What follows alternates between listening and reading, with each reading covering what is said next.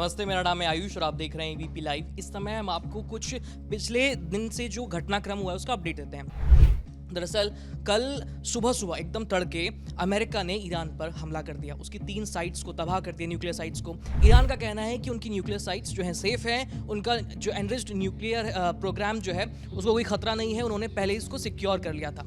Trump दावा कर रहे हैं कि उन्होंने फोर्दो को तो बिल्कुल तबाह कर दिया है, नतान्ज को और इस्फहान को, जो बाकी की 2 साइट्स हैं वहाँ पर भी काफ़ी नुकसान पहुँचाया। इसके साथ ही ईरान ने अटैक शुरू कर दिए हैं तेल अवीव पर और इसको रिटेलिएट करने के लिए इजरायल हमले कर रहा है लगातार तेहरान पर। इस बीच भारत जो है अब थोड़ा सा सिचुएशन ऐसी हो गई कि भारत के लिए कि भाई हम किसको चुने, क्योंकि इजरायल भी हमारा अच्छा दोस्त है और ईरान भी। ईरान के साथ हमारे ऐतिहासिक रिश्ते हैं, इसके साथ ही ईरान से हम व्यापार करते हैं। ईरान का जो चाबहार बंदरगाह है उसको भारत डेवलप कर रहा है, इसके साथ ही ईरान के साथ पार्टनरशिप है। और ये जो बंदरगाह है ये भारत के लिए बहुत अहम है, क्योंकि ये पाकिस्तान के कराची पोर्ट से नज़दीक है। तो ऐसे में हमें पाकिस्तान अगर कुछ अड़चन अड़ाता है, किसी सिचुएशन का कोई क्रिएट करता है, तो हमारे लिए ऑपरेट करने के लिए बिजनेस के लिहाज से जो ईरान का बंदरगाह है वो हमारे लिए बहुत इंपॉर्टेंट हो जाता है। लेकिन अगर इसमें भारत इजराइल का साथ देता है या अमेरिका की तरफ खड़ा होता है तो हमारा ईरान के साथ संबंध जो है सफ़र करेंगे।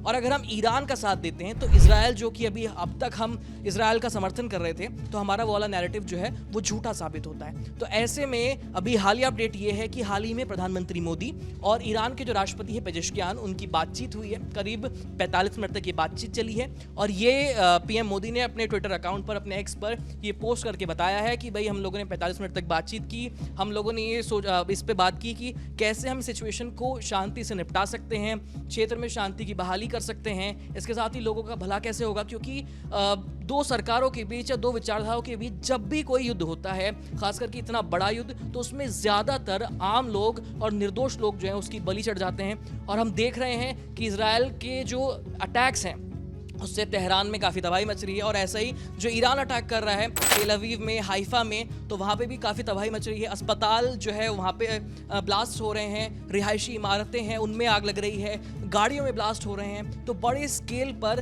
ब्लास्ट दिखाई दे रहे हैं। इसके साथ ही हम ये भी देख रहे हैं कि रोज़ाना का जो युद्ध का खर्चा है इजराइल पर और ईरान पर, दोनों पे बढ़ता जा रहा है। ईरान की जो अर्थव्यवस्था है वो पहले ही बहुत कमज़ोर हो चुकी है, क्योंकि अमेरिका ने उस पर सैंक्शंस लगा रखे हैं। वहीं इजराइल रोज़ाना करीब 200 करोड़ से ज़्यादा जो है वो खर्च कर रहा है सिर्फ अपने हथियारों पर, ताकि वो ईरान के अटैक्स को हवा में रोक सके। तो सोचिए, अगर करीब 200 करोड़ रुपए या 400 करोड़ रुपए आप रोज़ाना खर्च करेंगे सिर्फ अपनी सुरक्षा में, तो आपकी अर्थव्यवस्था पर कितना ज़्यादा खराब असर पड़ेगा। तो इसीलिए भारत फिलहाल इजराइल और ईरान दोनों से यही अपील कर रहा है कि भाई आप दोनों शांति से एक टेबल पर बैठिए और इस सिचुएशन को डीएस्केलेट करने की कोशिश कीजिए, ताकि आम जनता इस युद्ध में न पिसे। फिलहाल इस वीडियो में इतना ही। बाकी अपडेट्स के लिए हमारे चैनल के साथ जुड़े रहिए।